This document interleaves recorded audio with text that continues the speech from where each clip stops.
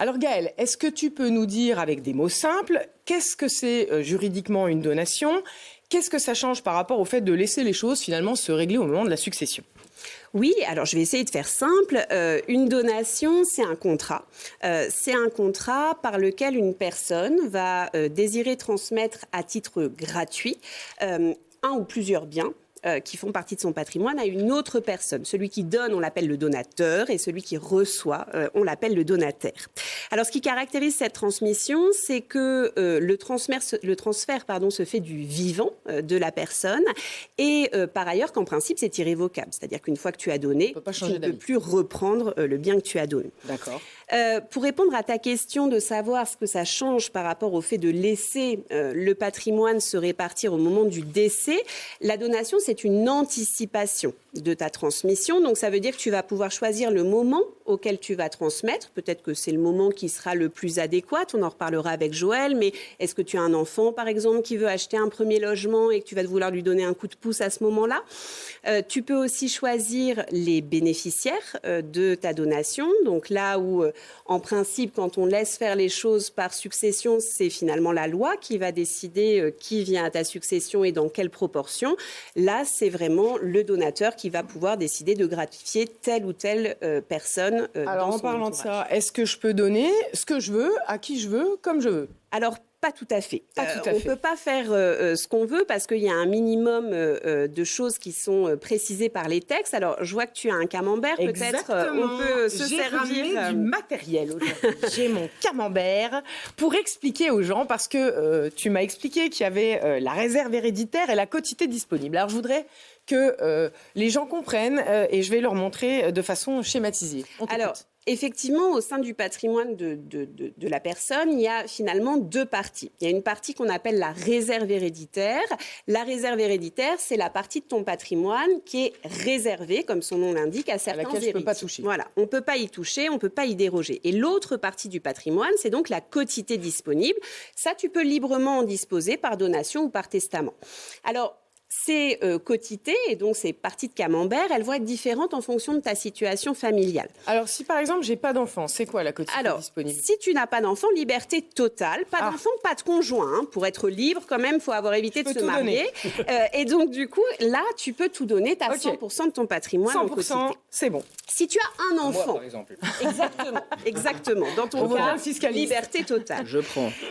Si tu as un enfant, il faut que tu enlèves la moitié, puisqu'il y aura une moitié seulement qui sera disponible et l'autre moitié sera réservée. Ça, c'est réservé à ton enfant. Le gâteau ou le camembert est réservé et ça, je peux en disposer librement. Tout à fait. Ici. Si tu as 2 enfants, comme Joël, je crois, alors il y aura 2/3 de ton patrimoine qui seront réservés à tes enfants et donc tu auras la possibilité de disposer du tiers ici restant. Tout à fait.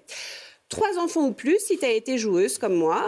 3 enfants ou plus, là, il y a 3/4 de quotité disponible, 3/4, pardon, de réserve héréditaire et je peux librement... 1/4, effectivement, de quotité disponible. Alors, Gaëlle, ça veut dire, si j'ai 6 enfants, 7 enfants, ils se partageront cette partie, c'est ça ? Exactement. En 7. Exactement. Et après, je fais ce que je veux. Ça ne bouge plus, les quotités ne bougent plus au-delà de 3 enfants. Ça marche. Si tu n'as pas d'enfant, mais que tu t'es marié, attention, ça ne vaut que pour le mariage. Hein. Le pacte, c'est vraiment une situation à part. Si tu es marié donc, et que tu as un conjoint survivant... Alors attends, j'enlève tout, j'ai pas d'enfant, je me suis mariée, donc voilà, c'est mon patrimoine. Tout à fait. Et donc, si tu t'es marié, là, ton conjoint sera réservataire à hauteur d'1/4. Ah, ok. Et donc, du coup, tu auras 3/4 de quotité disponible. D'accord. Alors, tout ça, ça sert à quoi ? Parce qu'on se dit, mais ces quotités-là, bon, elles existent, elles sont prévues par les textes. Ce qui est important peut-être de bien comprendre et de préciser, c'est que si jamais tu as consenti une donation ou un legs par le jeu d'un testament qui dépasse la quotité disponible,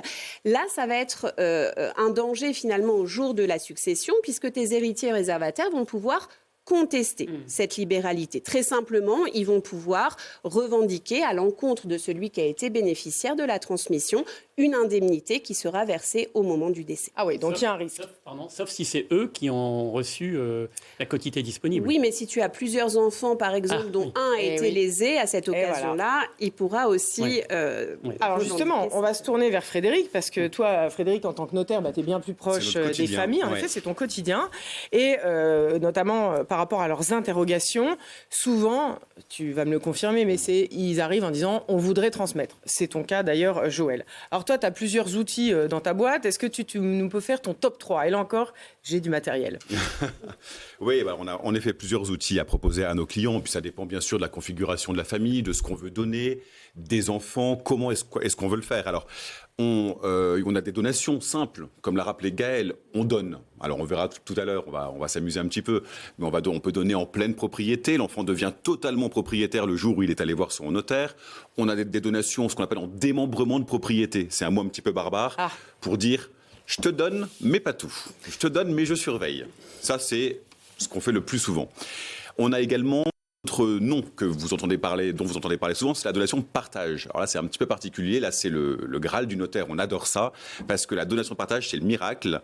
Tous les enfants ont quelque chose et ils ne peuvent plus se battre au moment de la succession.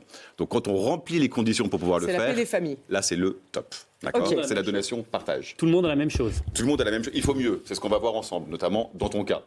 Il faut Alors mieux. justement, moi, je voudrais qu'on revienne sur cette histoire de démembrement. C'est quand même un mot très barbare, il faut bien le dire. Et là, on a trouvé une façon un peu imagée d'expliquer le démembrement. Alors je vais présenter tout de suite mon bocal magnifique que j'ouvre. Voilà, ça, regardez. ce que Sophie a entre les mains, c'est le patrimoine. C'est la pleine propriété. Il y a tout. Voilà. Tout est là. Donc il y a le verre Voilà. et les pommes. Et tu as des enfants. Je précise que les pommes sont bio et qu'elles sont locales. Non, c'est très important. On verra Vous tout à pourrez l'heure. goûter après, pas de souci. On verra tout à l'heure. Et donc, tu veux transmettre ce bocal, ton patrimoine, à tes enfants. Ok. Soit je leur donne tout, tu n'as plus rien. Oui, mais j'ai mes vieux jours quand même. Voilà. Je ne veux pas tout donner. Je voudrais garder ce qu'on appelle l'usufruit. Alors, sans faire des jeux de blagues de certains films. N'est-ce pas ? Le jus de fruits. Voilà. Le jus de fruits. Donc, l'usufruit, c'est le fait que celui, et ça se passe souvent comme ça, le donateur, comme l'a rappelé Gaël, celui qui donne va conserver l'usage, l'usus, c'est du latin, et les fruits, le fructus. D'accord ? Eh ben voilà, les fruits, ils sont là, donc tu vas les garder. Donc Exactement. en fait, ça veut dire que je sors les pommes du bocal. Exactement. Moi, je me garde les pommes. Tu gardes les pommes. Pour l'instant, quand on a besoin pour vivre, tu as faim jusqu'à la fin de ta vie. Ok. D'accord ? Et Et je tu peux vas les garder donner le toute ma vie. bocal. Ce qu'on appelle le bocal, là, pour vous faire un petit peu rire, c'est ce qu'on appelle la nue propriété. D'accord ? Très bien. Et donc, c'est ce qu'on fait habituellement, c'est ce qu'on conseille habituellement quand les parents veulent garder notamment une maîtrise du patrimoine, mais surtout les fruits de ce patrimoine. C'est ça, le démembrement de propriété. Ok. Alors, super, je pense qu'on a déjà bien posé les bases. Maintenant qu'on a les grandes notions, Joël, on va se tourner vers toi, parce que c'est à ton tour. Tu es venu là pour ça, donc on va passer à quelque chose de très concret. Ça peut s'adresser à votre voisin, votre frère, ou vous dans quelques années. Donc Joël, on va construire ensemble, en direct, le plan de ta transmission. Alors déjà, évidemment, on va te laisser raconter ton histoire et tes souhaits, on t'écoute. Merci. Bon, donc moi j'ai 64 ans, je suis marié, j'ai 2 enfants. Je sens que c'est le bon moment pour commencer à donner. Mais en même temps, j'ai 64 ans, donc j'espère encore avoir quelques beaux jours devant moi et je ne veux pas donner mon bocal et mes pommes. Mais je ne sais pas par quel bout le prendre. En fait, j'ai peur d'ouvrir la porte d'un notaire. Je ne sais pas combien de temps ça va prendre. Je ne sais pas combien ça va coûter. Je ne sais pas à quoi je m'engage. Donc, je me pose des questions sur la façon dont je dois démarrer le processus. Voilà. Et j'ai aussi 3 petits-enfants. 3 enfants et 3 quarts. Il y en a un qui arrive en février. Et aussi, je pense que par rapport à la situation de mes enfants qui ont une situation stable, ça serait peut-être intéressant pour moi, peut-être aussi, de commencer à donner à mes petits-enfants. Voilà les questions que je me pose. Alors, merci Joël. Donc, si je résume, tu veux aider tes enfants et peut-être tes petits-enfants dès maintenant. Tu veux quand même te protéger, donc tu es marié, tu veux garder, on va dire, un certain train de vie. Et puis, tu voudrais éviter les tensions qui pourraient se créer au moment de ta succession. Alors, Frédéric, sur un profil comme celui de Joël, par quoi tu commences ? Tu lui poses quelles questions ? Bonjour Joël. Bonjour. C'est bien d'avoir vu un... Bienvenue. Bienvenue à l'étude. Alors, je rappelle tout d'abord, et c'est très très important, j'y tiens beaucoup, que ouvrez la porte des études des notaires. D'accord ? N'ayez pas peur, on est plutôt sympa pour la plupart, notamment à Grenoble. Les conseils sont gratuits chez les notaires et c'est très important. D'accord ? Il faut mieux bien préparer une succession en l'anticipant comme il faut et d'aller voir un notaire va permettre justement d'insérer des clauses dans les actes pour protéger l'enfant, le parent, par rapport au désir, d'accord, que tu souhaites mettre en place. Alors évidemment que les questions que je vais te poser, c'est, tu nous as fait un petit exposé de ta famille, ton patrimoine, c'est quoi? Qu'est-ce que tu veux transmettre? Tu veux aider les enfants de la même manière? Tu veux juste leur transmettre les biens pour éviter trop de fiscalité à ton décès? On en parlera avec Geoffroy tout à l'heure. Donc quel est ton but? Donc qu'est-ce que je peux te proposer?